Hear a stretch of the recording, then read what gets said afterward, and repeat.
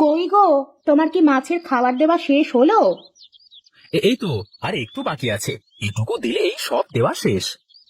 তা বলি কি, মাছগুলো কি শুধু শুধু খাবারই খাচ্ছে নাকি বড়ও হচ্ছে? এই যে গিন্নি, কি যে বলো তুমি, খাবার দিচ্ছি বলি তো মাছগুলো বড় হচ্ছে, তা না হলে কি আর একদিনে এত বড় মাছ হতো? মনে হচ্ছে সামনের মাসেই মাছগুলো ধরে বাজারে বিক্রি করা যাবে। এবার কিন্তু পুকুরের সব থেকে বড় মাছটা রেখে দিবা, আমার বাবা আর মা আসলে তাদের খাওয়াবো। ঠিক আছে ঠিক আছে, বেশ তাই হবে। তুমি তাহলে আসো, আমি গিয়ে তোমার খাবার বেড়ে ফেলি। যাও যাও গিন্নি, আমি এই তো চলে এসেছি।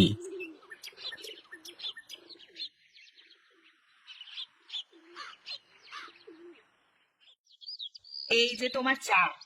বলি, একটু তো বাইরে বেরিয়ে সবকিছু দেখেও আসতে পারো। কোথায় আর যাব, আমার কি আর এখন এই মাঠ ঘাট চষে বেড়ানোর সময় আছে নাকি? সামনে যে আমাদের বাড়িতে এত বড় একটা অনুষ্ঠান হতে চলেছে, তা মেয়ে জামাইদের নিমন্ত্রণ করবা না? সে তো আমি কবেই সেরে ফেলেছি। জামাই তো 1 সপ্তাহের ছুটিও নিয়ে ফেলেছে। তা বলি কি, শুধু কি এক জামাইকেই বলেছো নাকি দুই জামাইকেই একসাথে বলেছো? আমার তো একটাই জামাই, তাই আমি শুধু তাকেই বলেছি। তোমার যদি এতই পড়ে, তাহলে যাও, তুমি গিয়ে তোমার ওই ভিখারি জামাই আর ওই মেয়েটাকে বলে আসতে পারো। দেখেছো, কদিন পরে থেকে জালটার কত জায়গায় ছিঁড়ে গেছে। এগুলো এখন না সারলে একটা মাছও পুকুর থেকে ওপরে তুলতে পারবো না। বেশ, তো করো বসে বসে এখন। তুমি তো আর এখন মাঠে দৌড়তে যাচ্ছ না, নিরিবিলি করতে থাকো, হয়ে যাবে। বাহ, তোমার ভেতরেও যেন তোমার বাপের মতো চিন্তা ভাবনা। জানো, কদিন পরে না আমাদের বাড়িতে অনেক বড় একটা অনুষ্ঠান হবে। কত লোকজন আসবে, কত মজা হবে। ওসব আমাদের ভেবে লাভ কি বলো? তোমার বড়লোক বাপ তো আর আমাদের নিমন্ত্রণ করবে না। আমরা সেখানে গেলে তো সেখানে বেমানান লাগবে। মন খারাপ করো না তুমি, দেখবে একদিন না একদিন বাবা আমাদের ঠিক মেনে নেবে।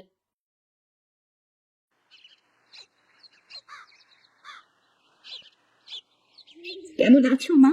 তোমাকে কতদিন দেখি না। আমি জানতাম মা, একদিন না একদিন আপনারা আমার বাড়িতে আসবেন। হ্যাঁ বাবা, মেয়ে আমার, আমাকে যে আসতেই হবে। তুমি ও বাড়ির বড় জামাই, তোমাকে কি অস্বীকার করতে পারি? চলো মা, ঘরের ভিতরে চলো, আমি তোমাকে নিজ হাতে রান্না করা খাবার খাওয়াবো। না রে মা, আজ না, অন্যদিন খাবো। তোর বাবাকে না বলে এসেছি তো। জামাই বাবাজি, তুমি আর গীতা কিন্তু আমাদের বাড়ির অনুষ্ঠানে আসতেছো, মনে থাকে যেন। ঠিক আছে মা, আপনি যখন কষ্ট করে এসে বলে গেলেন, তখন তো অবশ্যই যেতে হবে। এখন আমি চলি রে মা, আমার আরো অনেক জায়গায় যেতে হবে। বাড়িতে আয়, অনেক কথা হবে।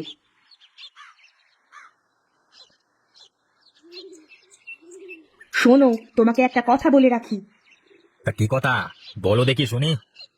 বাবা তার বড় জামাইকে আর মেয়েকে দেখতে পারে না, তাই তাদের সাথে যত পারো একটু এড়িয়ে চলার চেষ্টা করবে, কেমন? এ কি বলো তুমি? এই তোমার আপন দিদি জামাইবাবুর সাথে তুমি কথা বলো না, মেশো না? আরে না না, তা না, আমরা সবাই কথা বলি, কিন্তু বাবা কিছুই জানে না। আচ্ছা, তা এমনটা হওয়ার কারণ কি? দিদি বাবার কথার অবাধ্য হয়ে গরিব চাষার সাথে বিয়ে করেছে, এটাই ওর অপরাধ। ও আচ্ছা, তাহলে এই ব্যাপার, বুঝতে পেরেছি। দাঁড়াও, তোমার বাবাকে দেখাচ্ছি। তুমি আবার কিন্তু কিছু উল্টোপাল্টা করতে যেও না, বাবা কিন্তু খুবই রাগী মানুষ। ঠিক আছে ঠিক আছে, এসে দেখা যাবে।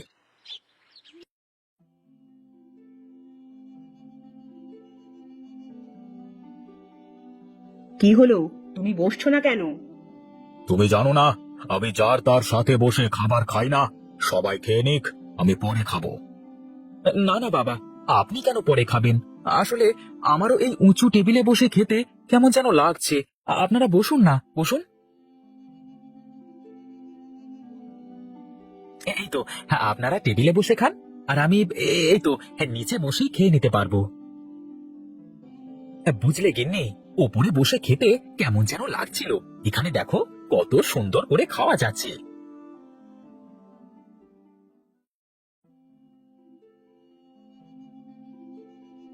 কি রে মা, জামাইয়ের কি হলো?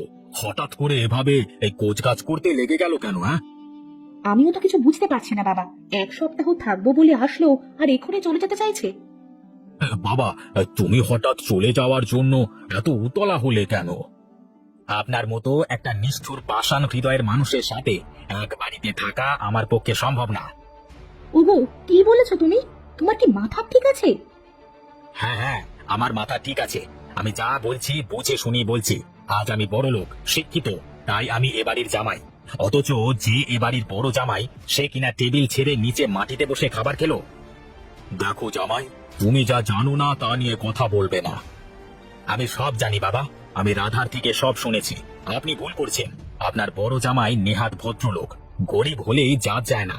সে কিন্তু আপনার কথা গায়ে নিতে পারত, অথচ সে কোনো কিছু মনে না নিয়ে মাটিতে বসে খেতে চলে গেল। ছোট জামাই ঠিকই বলছে।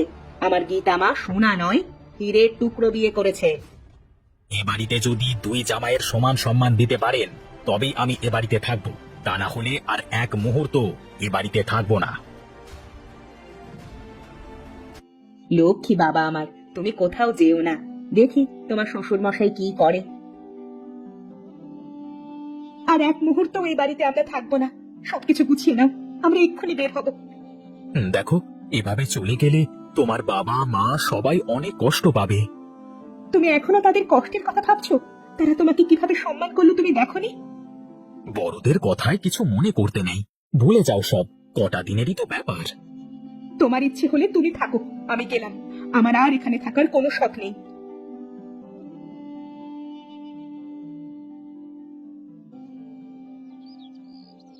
আচ্ছা রামু, বলতো আমি কি খুবই খারাপ মানুষ?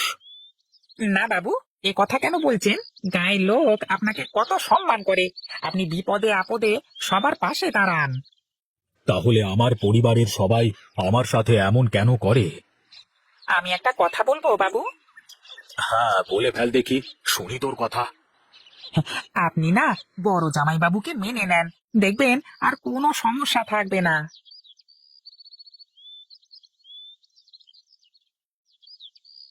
আরে জামাই বাবু, আপনি কেমন আছেন? আমি ভালো আছি রামু কাকা। বাবা, আমি দুঃখিত, আপনার মেয়ের জন্য কিছু না বলে চলে আসতে হলো সেদিন। তাই আমি চাই আপনি আর বাড়ির সবাই কাল আমাদের বাড়িতে নিমন্ত্রণ খেতে আসবেন। অবশ্যই জামাই বাবু, আমরা সবাই আসবো। বাবা, যদি আপনি আসেন তাহলে ভাববো আপনি আমাকে ক্ষমা করেছেন, আর যদি না আসেন তাহলে ভাববো আমি গরিব বলে আপনি কোনো দিন আমাকে আপনার জামাই বলে স্বীকার করবেন না। আমি চলি।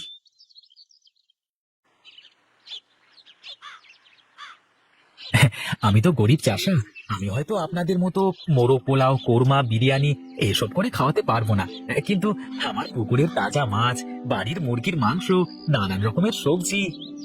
আমি এসব খাবার নিজ হাতে রেখেছি, শুধুমাত্র তোমাদের খেতে দেব বলে। দেখেছেন বাবা, এই খাবারগুলো হতে পারে কম দামি, কিন্তু এই ভালোবাসা কিন্তু আপনি কোটি টাকা দিয়েও কিনতে পারবেন না।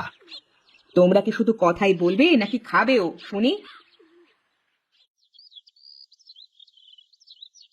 বাবা, যদি কিছু ভুল করে থাকি তাহলে আমাদের ক্ষমা করে দেবেন। দেখেন, ছোটরাই তো ভুল করে। আপনারা আমার অভিভাবক, আমি চাই না আপনারা কোনো কারণে আমার উপর রাগ করে থাকেন। তোমাকে দেখে, তোমার কথা শুনে, তোমার ব্যবহারে আমি মুগ্ধ বাবা। আমি তোমাদের সাথে এতদিন অন্যায় করেছি, আমার মেয়েটার সাথে আমি অন্যায় করেছি। এভাবে বলবেন না বাবা, তাহলে যে আমাদের অমঙ্গল হবে। এখন থেকে আমার সব কিছু তুমি দেখাশোনা করবে বাবা। আমার যা কিছু আছে সবই তো তোমাদের। আমি চাই তুমি এখন থেকে আমার জামাই না, আমার ছেলে হয়ে থাকবে। বাবা, মানুষ চিনতে আমি ভুল করিনি। গরিব হতে পারি আমরা, কিন্তু আমাদের কিছুর প্রতি কোনো লোভ নেই। এসব যে তোদের পাওনা মা, তোর অধিকার আছে আমার সম্পদের ওপর। বাবা, মানুষ পরিবর্তন হতে সময় লাগে না, মানুষের ভাগ্য পরিবর্তন হতেও সময় লাগে না। আমরা তোমার সম্পদের কিছু নিতে পারবো না বাবা। আর যদি কখনো বিপদে পড়ি, তাহলে তখন তোমার কাছে যাব। পারলে তখন আমাদের একটু সাহায্য করো। আপনার মেয়ে ঠিক বলেছে বাবা, তবে আপনি যদি আমার বাড়িতে যাওয়া আসা করেন তাহলে আমি খুব খুশি হব। ঠিক আছে বাবা, তোমাদের কথাই রইলো। তোমরা ভালো থাকলে যে আমিও ভালো থাকবো।